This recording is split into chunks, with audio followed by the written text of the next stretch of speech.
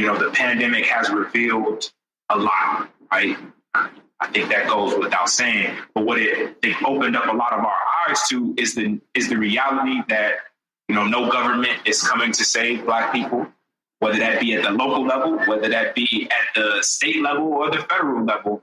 A lot of these problems that we're seeing at the community level is going to take Black people coming together and sort of doing their own solution, right, at the grassroots level.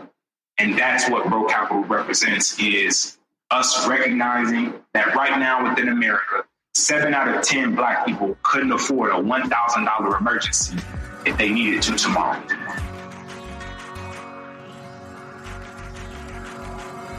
You're listening to the Black to Business podcast, a podcast dedicated to helping Black entrepreneurs start, market, and grow their businesses. I'm Monique, and I'm the founder of Black to Business, and today we're switching things up a bit. Since 2017, we focused on highlighting Black men in business who are continuing to push our communities forward. So we decided to dedicate the month of June specifically to celebrating Black men with our special series entitled Black Men Who Lead.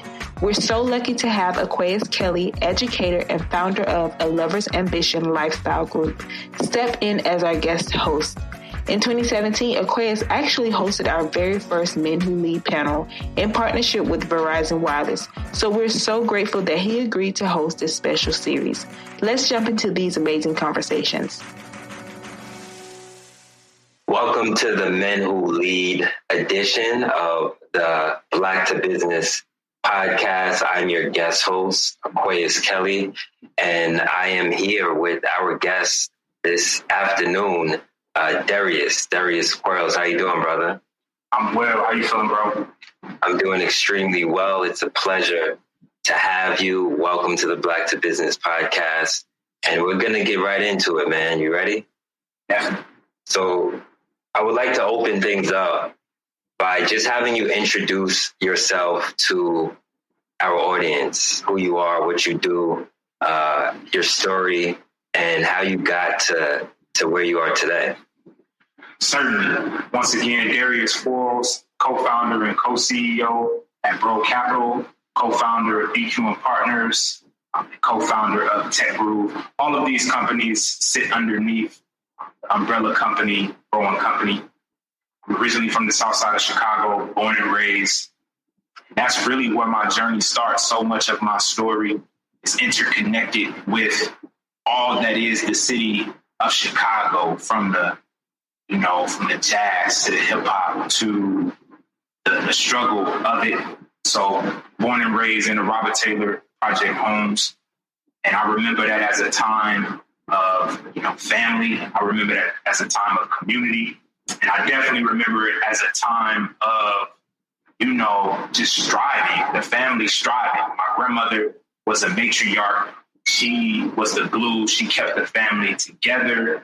And, so much of our lives at that point really just centered around her. And just the joy that she brought to the world, the wisdom that she brought.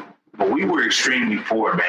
And I didn't know then sort of, how hindsight really becomes 2020 and help you kind of understand what your situation really was, but really didn't understand just how poor we were at that point in time. But, our 2-bedroom apartment housed between 9 and 11 of us, on any given night, depending on, just the context. And although it was a lot of love in the air, we definitely, had very limited resources, man. And that just affected every layer of my life. So by the time I turned 5 years old, I had entered foster care, and I stayed in foster care until I aged out at the age of 18 and went off to college. And man, it's just so much that's in that storyline of what happened to me between 5 and 18 years old, that 13 years, that decade plus.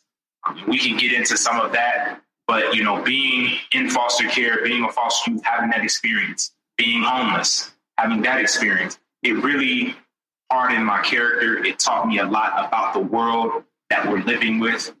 It challenged me in a number of different ways.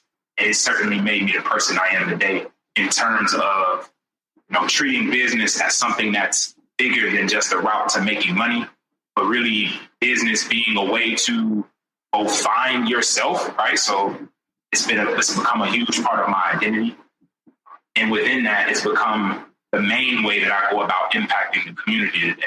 So really using business as a platform to change the lives of others, to inspire others, and to think about how we get to some justice and get to some liberation for our people. So you touched on a lot. You touched on community, touched on family, you touched on your experience in the foster care system. And I really want to dig deep, as well as establish a few connections to the world of business, leadership, financial wellness, specifically in the Black community, considering that our focus for this discussion will be leadership and financial wellness. Mm-hmm. How has your upbringing informed your approach to leadership, as well as your approach to financial wellness, financial literacy? It certainly has provided me a great sense of empathy for people, right? We often show up with a mask on, right? Within many of the environments, particularly as Black people, we show up, kind of, whether that's we think we have to be this person in order to be received a certain way. So that's the mask we put on that day. Or whether it's, I don't feel vulnerable enough to show this full side of me. So I'm just going to give you this limited sliver. So that's the mask I'm showing up with today. It's giving me that sense of understanding that people often have to do that, right? And I don't have to judge them for it. Just really the understanding that, people generally won't know you're a foster child until you tell them, or that you were a foster child until you tell them. There are many traumas or many experiences that people show up with that the only way you would know that is if they reveal that to you. So you really don't know what people are coming to work with, right? You don't know what people are coming into the classroom or to a work environment or to really just interacting with them on the street. You really may not know what each person is dealing with. So it's giving me a sense of showing up as somebody who's going to give everyone respect off top, right? Thinking of it as mutual respect. I'm going to try my best to give you respect, and not even from a standpoint of you have to earn that for me, but I'm just going to give that because that's the person who I want to be. That's who I'm trying to show up as. And hopefully in giving you that respect, it'll be mutual and you'll give that back to me. Although that does not always happen. So I think that's one thing that my team members would definitely confirm and validate for me is that I really try to give everyone respect, and it has absolutely nothing to do with your qualifications, your education level, your achievements, any of that, right? That's sort of separate from just you as a human being. You deserve respect from me, and hopefully we can create an interaction where we'll both walk away respecting each other even more than we did when we sort of first greeted or first engaged with each other. And a lot of that was learned from, most people growing up did not know. I had great friends who didn't even know that I was a foster child going through all of the things that I was going through because I was able to sort of show up in the classroom and still, be a child, right? Like have fun and enjoy life. But when I went home, it was a lot of challenges that I sort of was working with in secret. And many of my teachers didn't know that either. And so when a lot of them did come to learn it, it was a big mouth drop for them. Because a little bit about something else that's important with my story is that the last 2 years of my high school experience, I had my own apartment. So I lived on my own in a program that they call independent living.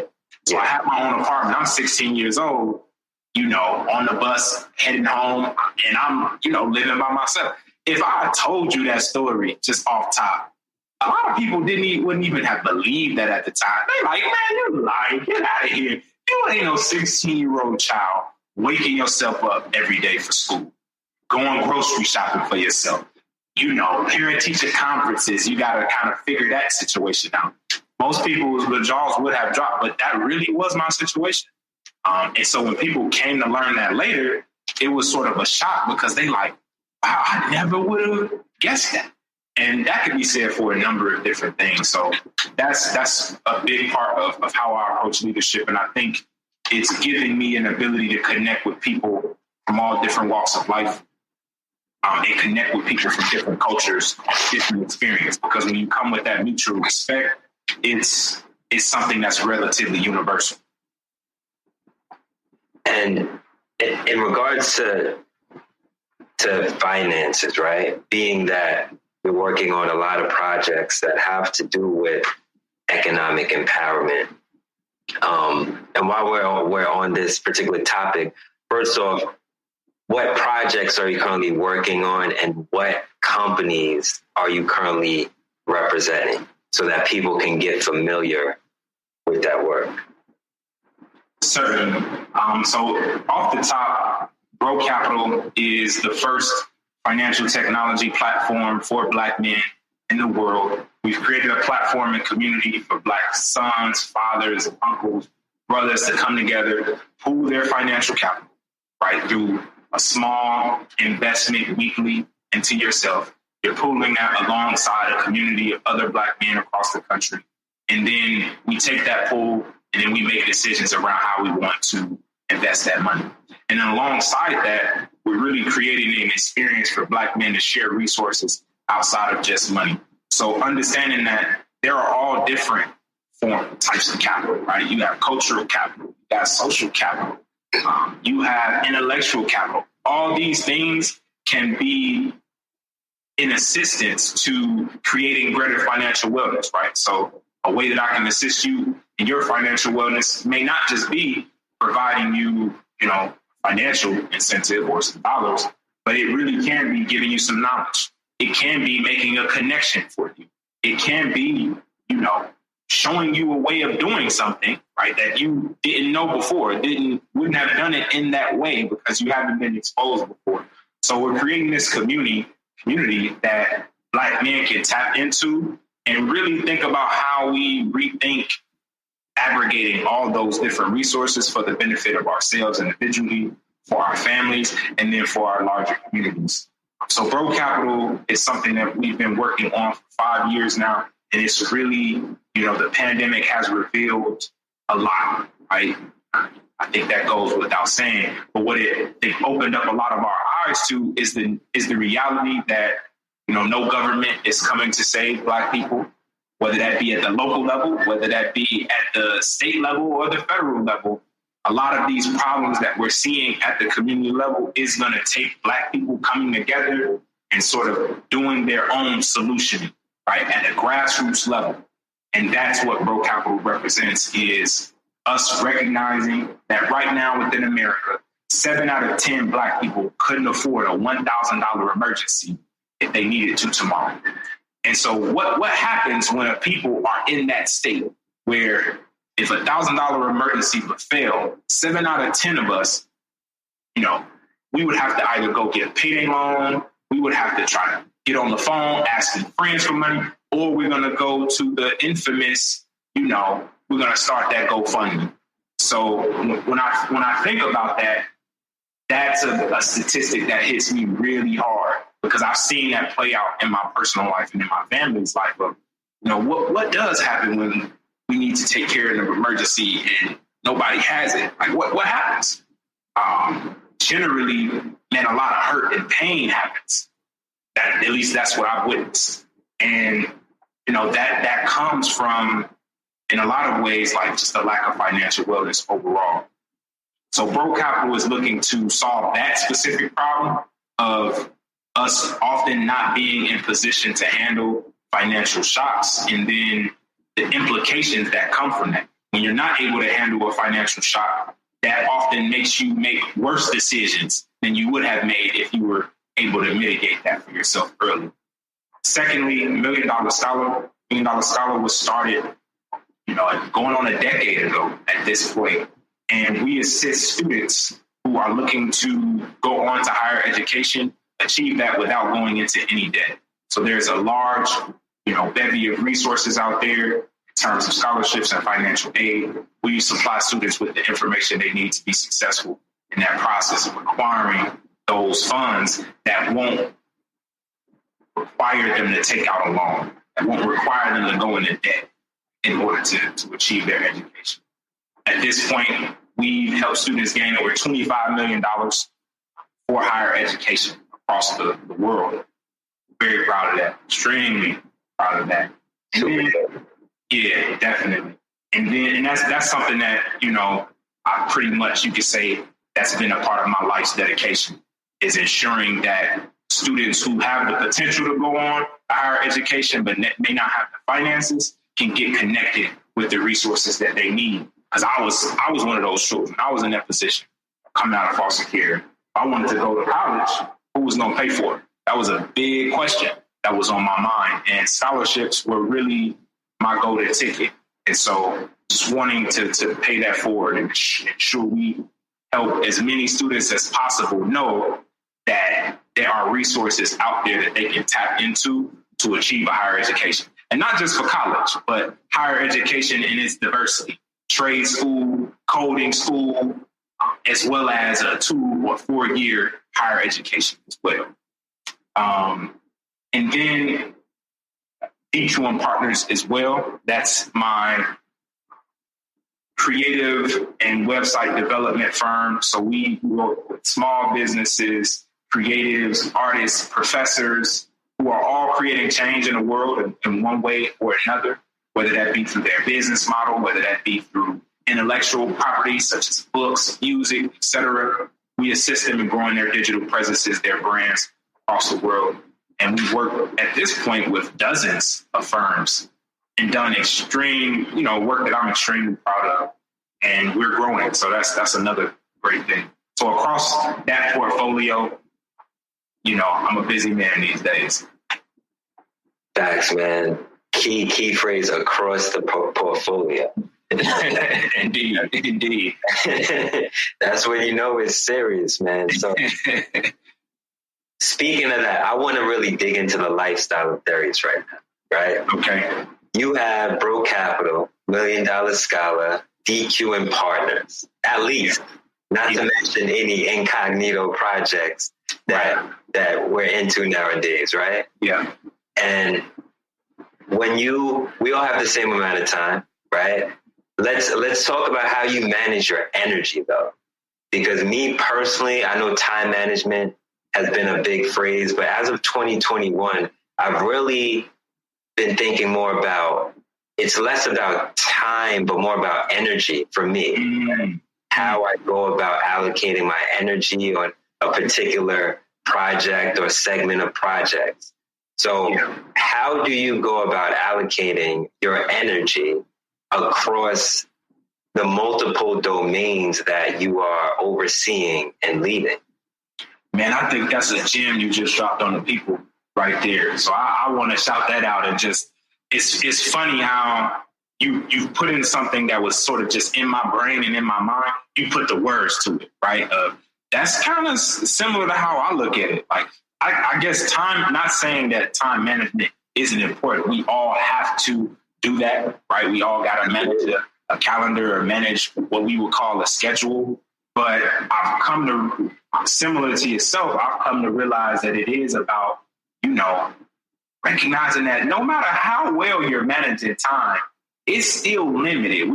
You only got so many daylight hours where you can really be engaged. And at a certain point, you don't want to be selling your time for money. That's really not what we're trying to do. Yeah. So I guess that's the first thing that I would put out there for any aspiring business owner, any current business owner who feels like they're kind of in a rut when it comes to, man, I feel like I'm putting in all this time, but I'm not getting the return on investment that I feel I should get. Like I'm not really seeing a lot of, fruit being bared from all this sowing that I'm doing. You might actually want to take a step back for a little bit, even if that's 24 hours, 48 hours, and kind of just get a sense of, am I just trading my time for money? Is this about, my time is worth $50 an hour, so that's how I go about pricing whatever it is I have to offer. I'll give you an hour or 2 hours and you pay me,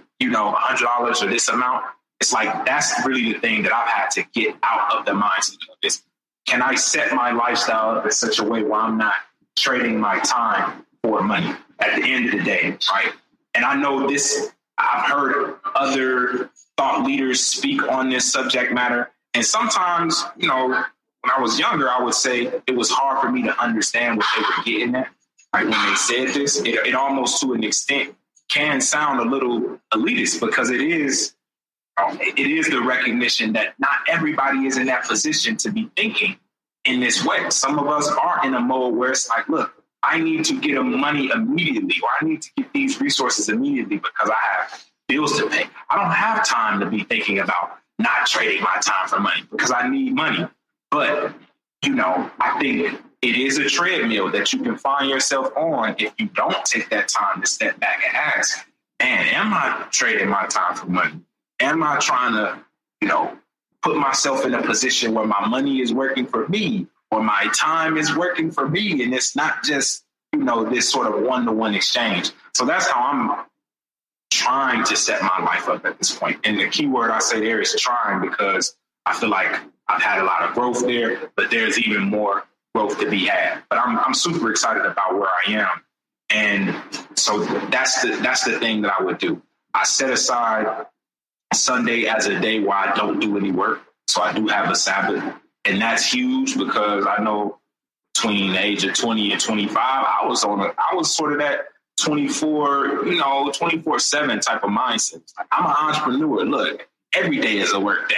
That's what it's about. It's the grind. It's the grind. And then as I'm getting older, I'm realizing that it's like, wow, you know, that is somewhat backwards. And you can only do that for so long. It's going to get to a point where it's like, man, okay, maybe I could have did that for those 5 years, but is this how I want to live the next 5 years, or this is how I want to live the next decade? So I just turned 30 last year, and I am really thinking about the next decade. What do I want 30 and 40 to look like? And as I've kind of contemplated that vision, that's the thing that's at the top of mind for me, is not trading my time for money. So even in terms of how I price my creative services, if I'm looking to build a website out for something, I'm looking to provide search engine optimization, et cetera, I never price my services in terms of you pay, you know, I'm worth $250 an hour. I don't do that. I price it based on the value. I know that this service is worth this amount, you know, that's what you'll pay. And it's sort of a flat rate. And generally, my clients enjoy that because we're able to frame it in a way where it's not just, okay, I'm getting these number of hours from you, but I know that I'm looking to get this much value out of whatever it is you're doing from me. Got it. I like what you said about the 10-year outlook, right? Happy belated birthday. I know your birthday is on the same day as my mother, right? So I don't want to say the date because I don't know if you want to. Yeah. I know that. So what currently is at the top of your mind as you project forward the next decade? Certainly. So I'm getting married in 2022. Congrats on that. Absolutely. Thank you. Yeah. And that's huge because, man, I wasn't necessarily expecting it for it to be this spiritual change that was sort of happening within me, within the marriage. I sort of thought that it would be, you know, to an extent, kind of on the outside looking in, more of a formality thing. But now I'm really realizing that it's like, wow, it's some value in this that's beyond just sort of what you're seeing physically or what the experience is physically. It's sort of putting me in a mindset of really thinking about what are the responsibilities of taking care of a family, and being at the helm of a family. And to some extent, you know, that comes with what would it mean to be a father? You know, what it means to be a husband? What it means to just, you know, be the man that I sort of want to be in the world? And it's forced me to take a step back and, of course, rethink time, because it's like, man, I'm going to have to set my time up around my family. It isn't just going to be what works for my schedule anymore. It's going to be, this has to kind of work for the lifestyle that I want to build in terms of, you know, parenting, in terms of, you know, the presence I want to have around my mother-in-law and my wife's family, et cetera. And just, you know, you can only build rapport with people if you give them your time, right? So you gotta really kind of set that aside. So that's a big part of my vision, is what it's going to mean to start a family, how that's going to affect me spiritually and mentally. So I'm already sort of setting myself up for those things. And a big part of that is finances, right? I've had to make some lifestyle changes there too, because the money that I'm saving away and storing away, I know I'm not just saving it for some rainy day. It's not just like rainy day. It's there's going to come a point where those expenses are going to pick up, raising a child is expensive. So, if that means I'm making some small sacrifices today, I know that I'm, doing it for a very smart reason. Most definitely. So you mentioned the shift in your approach to life through marriage, which I think is essential. Mm-hmm. And preparing to raise and develop and foster a family, and developing and fostering a family is just like developing and fostering anything. I mean, even when we look at partnership, when we look at marriage, it's a partnership, right? Certainly. So when you approach this new partnership and you're thinking of the different components of the partnership, you mentioned finance, we're talking the different dimensions of wellness, right? Spiritual, social, physical, intellectual. Yeah. How do you feel this ultimately impacts your approach to business and leadership? So leading your businesses now that you're preparing to lead a family, how does it reshape or redefine your approach to leadership within business?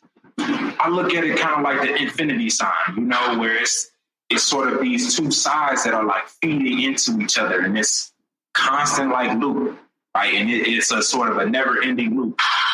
Being an entrepreneur, I do believe, has tremendously helped prepare me for partnership in a very inadvertent type of way. I couldn't have predicted this, right?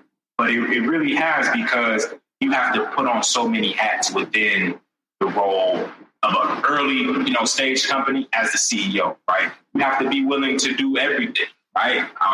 And potentially have on every hat until you can identify the team members that, will specialize and play different roles.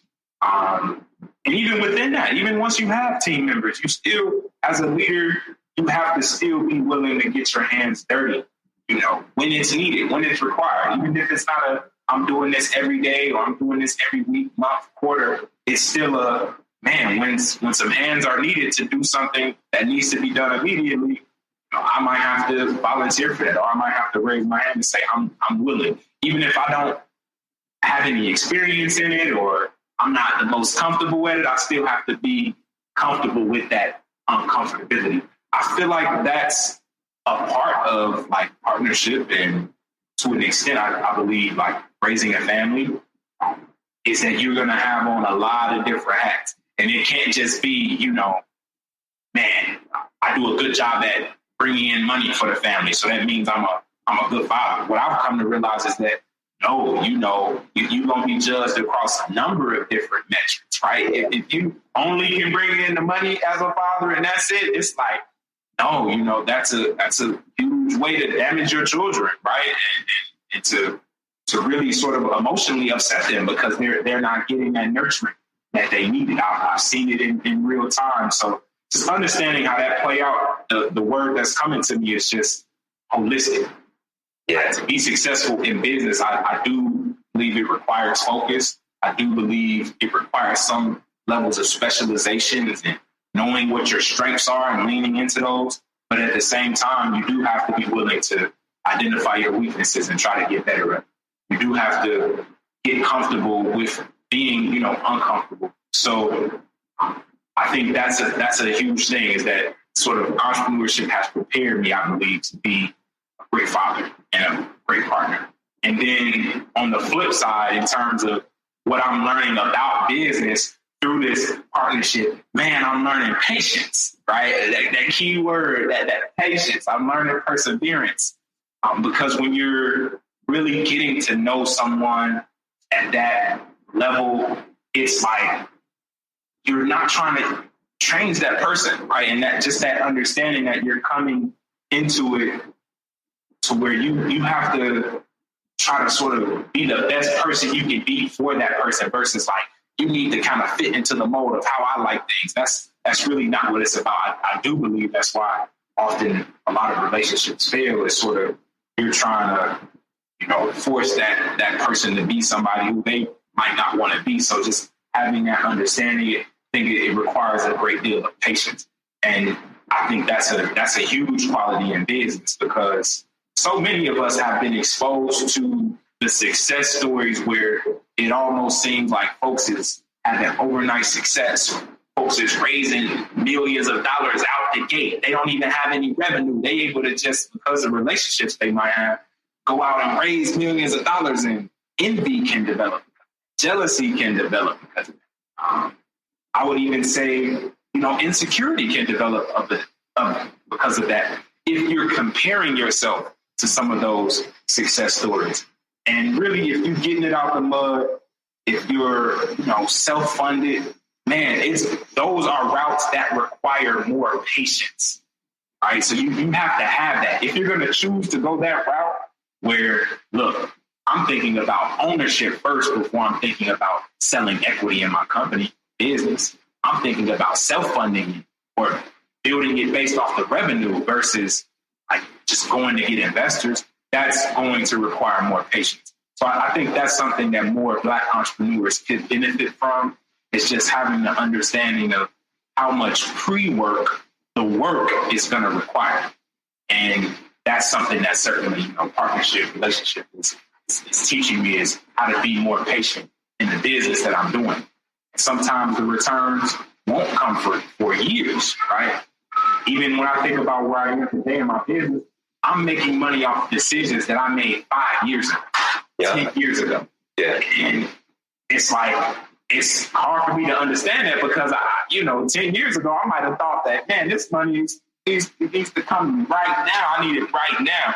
But it's just, in hindsight, I see that it's like, wow, it required that cultivation before it was going to become the stream of income that I wanted to become. Yes, you're absolutely right. And you touched on a lot, especially when it comes to patience. And I think you also speak, without saying it directly, but you touch on the importance of being mission and purpose driven, right? Right. Because when we are in a relationship with someone, but there's no mission or purpose behind it, that's where things get cloudy. And that's where things kind of get gray and tend to fall by the wayside. But when we are doing work with others who know why they're doing the work, and as a collective, why the work has to happen, it's that mission there. I like to call it the social mission. Nothing that can really stop us, man, because we have outlook that is just so large that, can't be stopped because we know what we're here for. Right? Indeed. And that's certainly been ever present in BREAUX Capital. What's going to keep you charged up? What's going to actually give you the energy to keep coming back to the work? A lot of that isn't the money. Sort of the money is in a lot of ways icing. It's one of those things that it is a nice to have. It is nice to see money coming in because that does help it, remain sustainable, right? Seeing it be profitable, seeing dividends come in from that. But really what's going to sort of maintain your energy in a lot of ways is seeing the impact that you're making on people's lives and seeing that this is needed in the world. So I definitely appreciate that comment. And what you're doing, all the work that you're doing is definitely needed, from design to building out a financial infrastructure. It's certainly needed. And I want to talk about positioning when it comes to how to start thinking about positioning ourselves to be financially well and financially free. Because you mentioned the pre-work, right? Right. So I believe a lot of the pre-work considers putting ourselves in a state where we are thinking about what we have to do, because without that, things start to become overwhelming. Mm-hmm. So with our community, with our listeners today, how would you advise someone to begin thinking about how they should position themselves financially? For example, right? I'm looking at my phone right now. I have financial goals, and one of them is crushing debt, right? Making sure that my debt is gone, right? From there, acquiring assets, as well as building and creating assets, whether it's businesses, copyright, intellectual property, as well as investing wages. A lot of us have jobs where we get paid hourly or salary, and we can actually, if we invest the salary that we are getting, we can eventually turn that into assets to yield capital gains. So these are a few ways that I'm looking at it. How would you talk about how we can best position ourselves to be better off financially? One of the things that I would encourage us to do is to become less private with our finances within the family circle when possible. Because with my unique experience growing up in foster care, it taught me a lot about how much we hide within families. Like, this is your family, but how little you might actually know about them, or how you all have never discussed money or finances, whether that be at the dinner table, whether that be in the living room watching the basketball game on Thanksgiving or the football game on Thanksgiving or whatever. It's like just how many families never talk about money. And this is also kind of a larger issue within the Black community of just how private we can often be when it comes to finance. It's almost like a barrier to where, how are we ever going to sort of get to a point where we can collectively invest or collectively pool money if we don't ever want to like be non-private with some of the details of like, how much money do you make? How much money is your business actually generating? Like, what assets do you own?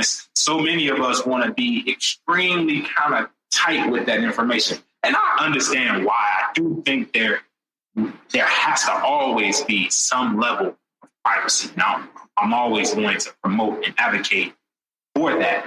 But simultaneously, we do need to become more open and more willing to talk about it and discuss it, whether it be on platforms like this or whether it be just in sort of one-on-one dialogues. And I think what will happen when we do that is more information can be exchanged, right?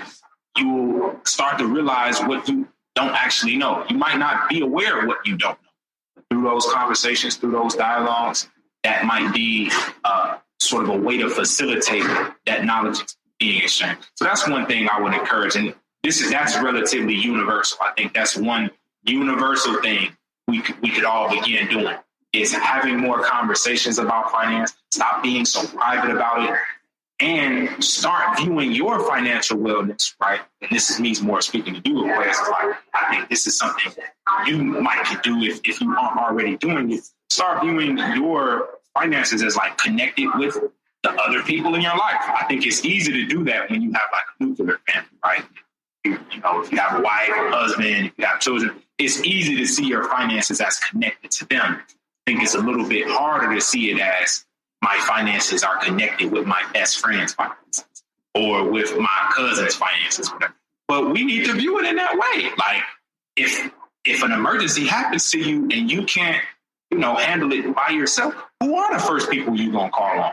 Yeah. If they're not financially well, how are they gonna be able to help you? So I think that's a relevant question of like, we have to view it as my financial wellness is connected with the financial wellness of the people around me.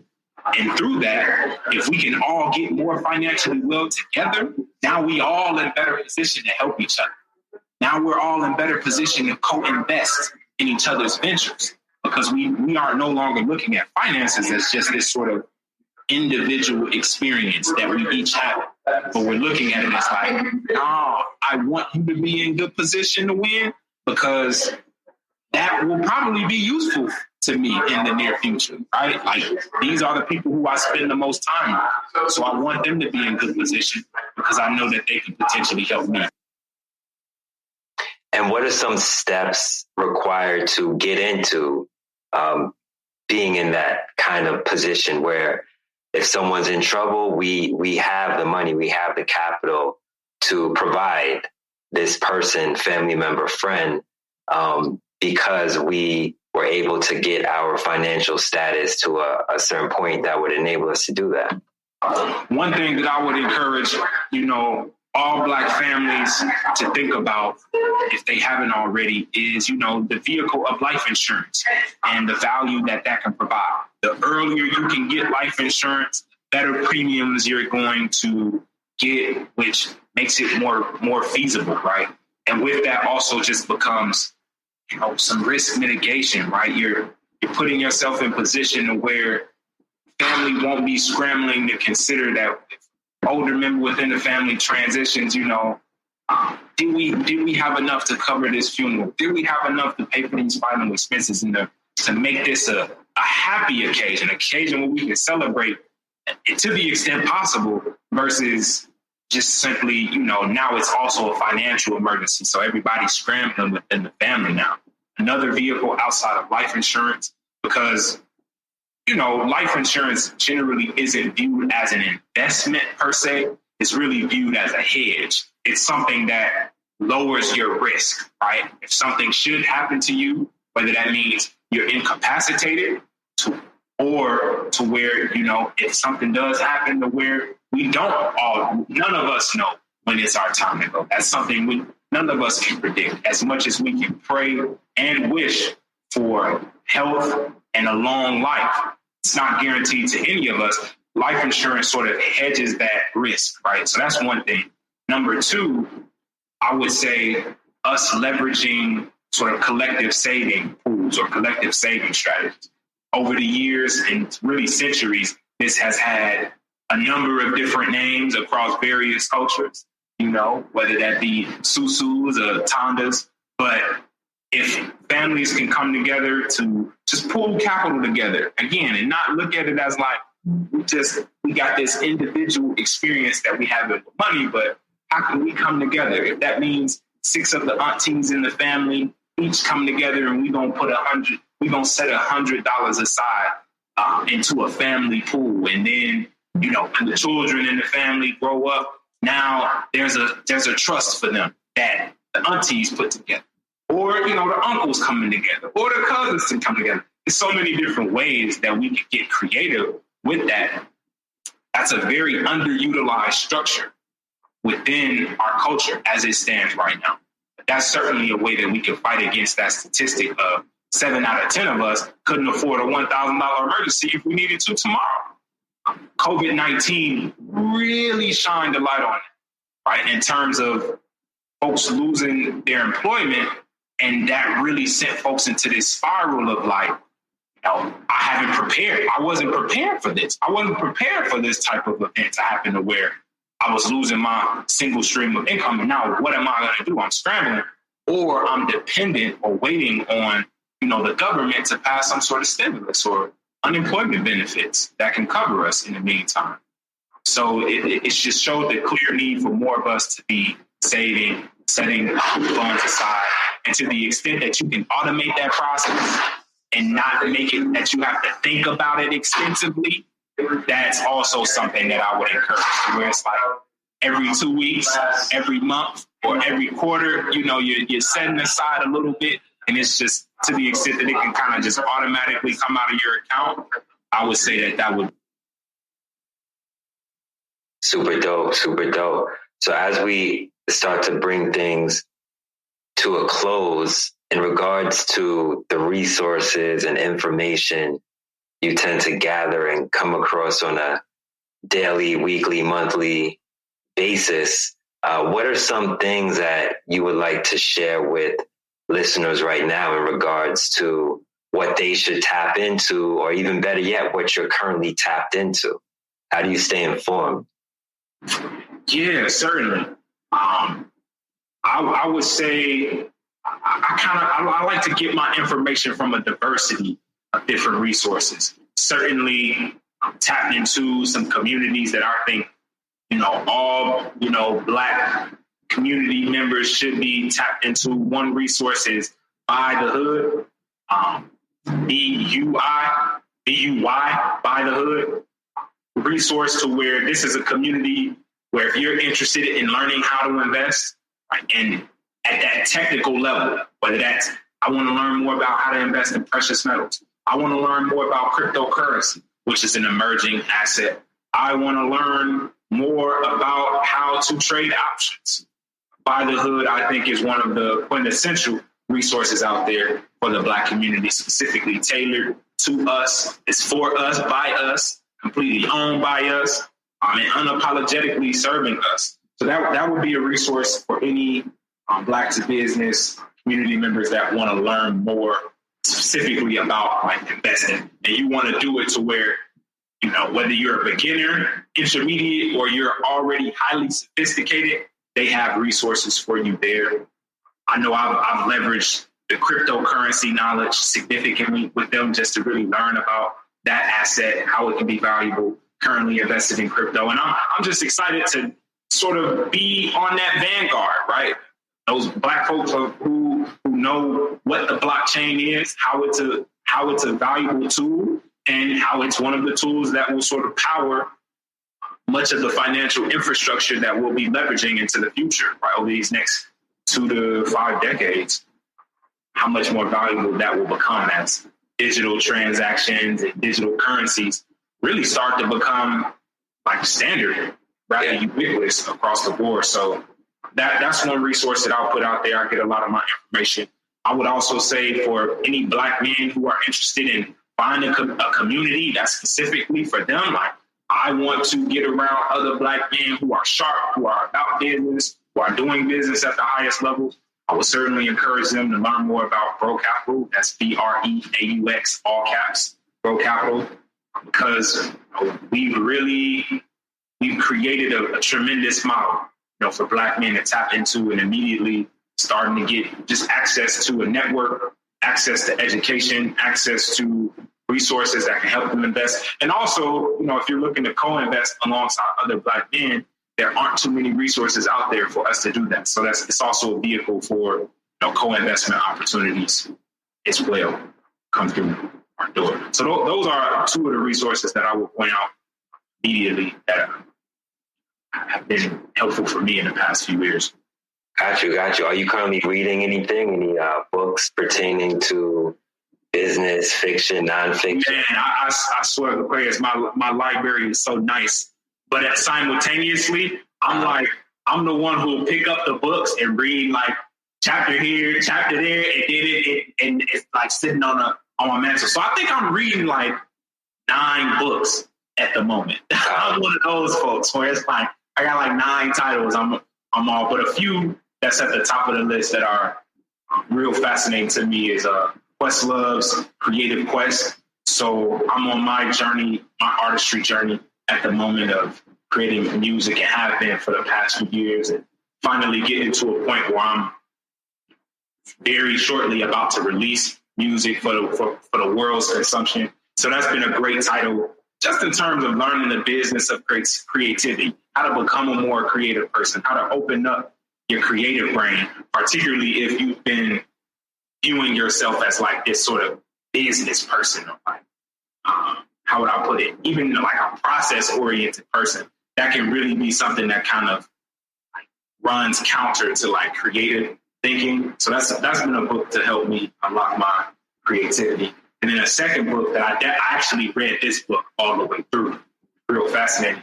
It's a book about the vagus nerve, which is sort of a non-well-known nerve within the body that controls much of our stress response. So I was just learning about this as a way to increase my wellness around, just how important stress management is to the wellness of the body, and what different exercises and techniques you can use to just keep your body in a state of healthiness when it comes to just managing stress. Yeah, super interesting. I definitely have to check that out. I know you mentioned the music, right? Which is also very intriguing, man, because I had a conversation yesterday with an artist who is an illustrator, does comics and draws. And we were talking about just the different mediums of expression that creativity has. And just because, we're a designer doesn't mean that we can't create music, right? Because we all have unique aesthetics in regards to how we create or how we approach a particular medium. So that's something I've been diving into mentally myself as well. So I always admire that. Certainly. Yeah. Are there any other projects that you're working on that we should stay on the lookout for? Certainly. Actually, the album will be dropping in the summer. So 7-track EP. I'm excited for it. Won't release the title yet, but when it does drop, it's 2+ years actually in the making, because it would have released probably on a different timeline if it wasn't for COVID. But just, how much of myself I opened up with, how deep I got into myself, how much of I really took the time to go through a full and holistic creative journey in the creation of that. I'm excited because I feel like it's opened up a new part of myself. And through the music, I found some healing as well that I certainly think was needed. So that's a beautiful thing too. So can't wait to share that with the world. And outside of that, if there are any Black women who are listening in who are interested in what it would look like for, a community for Black women similar to BREAUX Capital, would love to have that conversation. And that's something we're actively exploring at this moment of time with, no launch date on it, but with a community cis capital as well. Got it. And how can everyone who's listening now continue to stay in touch with your work? Where can they connect with you? Certainly. I'm a big fan of Facebook myself, so please connect with me on Facebook /Derrius Quarles. And then, I'm also active on Insta. They follow me on Insta. So I think I rock with Facebook more in terms of how active I am on it. Yeah. I love Insta with it being a visual platform. Dope. And then lastly, man, if I was a business, or if there's a business out there listening right now, wanting to work with you, how could you help them? What would be your approach to helping a business that you want to work with? Well, in the time that we're living in right now, one of the critical things that a lot of people think they have skill set in, but, COVID has really shown us that oftentimes it's sort of exposed a lot of folks when it comes to this, is digital marketing. Digital marketing it's the name of the game now, and it will be the name of the game for the next 20+ years, right? How to sell your product or service on digital marketplaces or in a sort of a digital formatting. And it doesn't matter what it is you're selling, whether it is you're selling apparel, whether you're selling music, whether you're selling consulting, you need to be able to connect with people online and essentially make your visibility as high as possible across the internet. So I would say at this point, people are kind of calling me a guru when it comes to that. So that would be one of the first things that I would point to is we help folks increase their visibility across the internet. We've proved it time and time again that we can do that. We're just finishing up doing all of the digital marketing for, a candidate who's running for city council in the state of New York. So that's huge, right? District 27. So yeah, even that of taking him from somebody where if you searched him online, you could find him, but he had no website whatsoever to ranking on the first page of Google in terms of, all of the candidates that are in the field right now. And the primary is actually coming up later this month. So just showing that example of the type of value that we can provide. Yeah, you're definitely right, man. I think I might have shared this with you before. But I've always been a fan of AOC's branding, man. Like when they did that campaign, that literally stood out from everything that we would traditionally see within the political space. So you definitely hit on it because it's a differentiating factor, literally. Certainly. Right? Certainly. It really actually changed the game. Yeah. In a lot of ways. Very literally. Yep. And lastly, are there any words of advice or any insight, words of wisdom that you would like to share with everyone before we close out?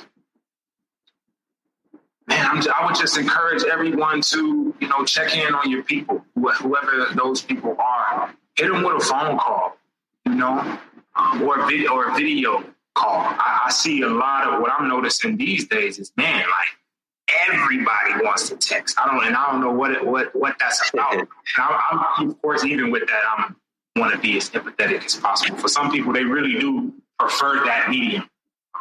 That's great. But I've just come to recognize the limitations that come with it to where, one conversation for 5 to 10 minutes can be 30 minutes of back and forth texting. Yes. So even at that earlier point that you talked about time management, one of the ways I manage my time is I'm on the phone.